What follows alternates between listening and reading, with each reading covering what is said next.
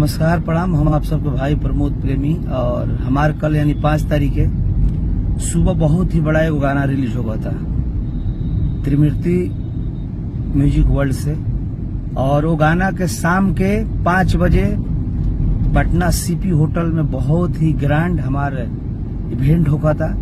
तो जे भी रील वाला भाई लोग बा और मीडिया भाई लोग सब आप सब जुटी सीपी होटल में, और एल्बम के नाम बा फंस गई नी बाराती में। वो गाना के बहुत ही बड़ा आप सब बनाई, वो गाना का सुपर हिट करी। त्रिमूर्ति म्यूजिक वर्ल्ड से पहल का गाना हमारा आ रहा बा, जौन कंपनी का ओनर हमारा आलम कुमार सर बनी, और तमाम श्रोता लोग से आग्रह बा कि गाना के आप सब सुपर हिट बने और त्रिमूर्ति म्यूजिक वर्ल्ड के सब्सक्राइब करिए। बहुत सारा प्यार से बात कल 5 तारीख के शाम इवेंट में आप सब आई।